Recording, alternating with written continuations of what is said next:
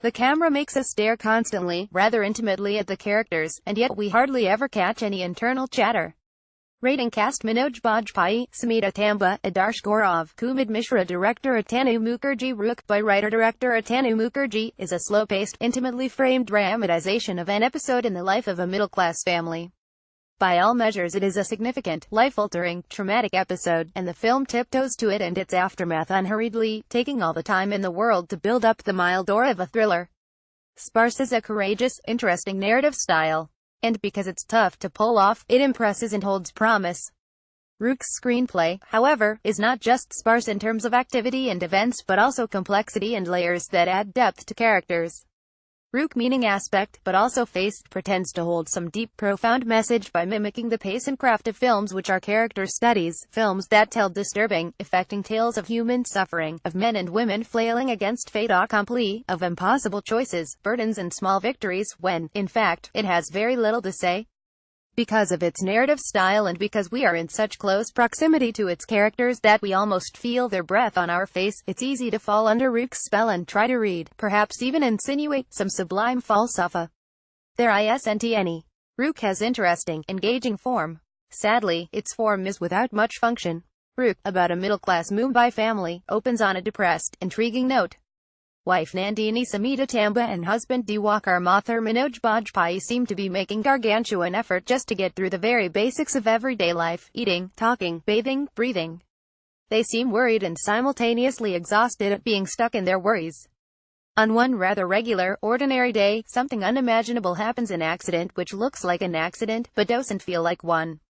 Especially not to Dhruv. Adarsh Gaurav, Nandini and Diwakar's son, who studies in a hostel, but whose presence is summoned by the tragedy. As Dhruv attends to the aftermath of the accident while trying to understand it, we figure that Dhruv, his life and character, is backlit by a 3-year-old incident at his old school.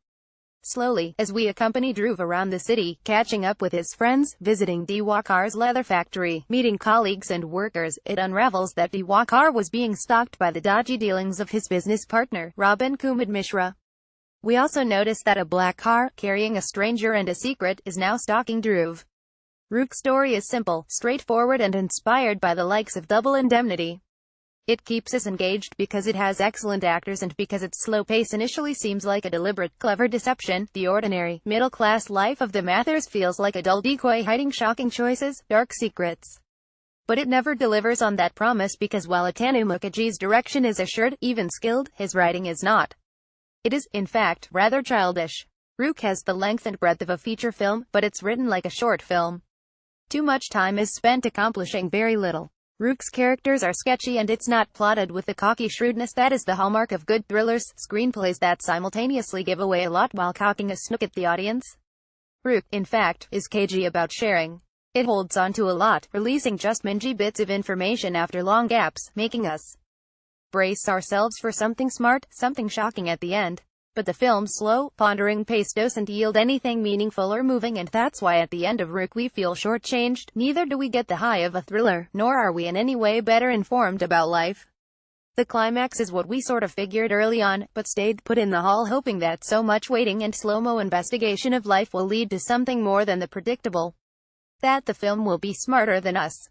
It's not. Rukh has a talented cast, yet the actors are wasted. Old incidents and backstories which shed some hazy light on characters are all focused on delivering a life lesson to Dhruv, one that'll release him from the past and catapult him onto the road to becoming a man.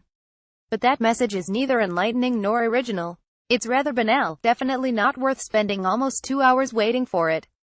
Manoj Bajpayee can carry complexity, conflict, and the film crackles every time he's on screen. But his is a short, special appearance. Adarsh Gaurav is very good and gets a lot of screen time, but has little to do.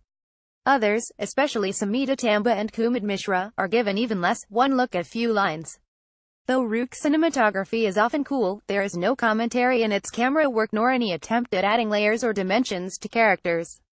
The camera makes us stare constantly, rather intimately at the characters, and yet we hardly ever catch any internal chatter. We just read worry and anxiety on their faces, almost as if we walked into Act 3 of a 3-act play, feeling inadequate and ill-informed about the characters and their motives.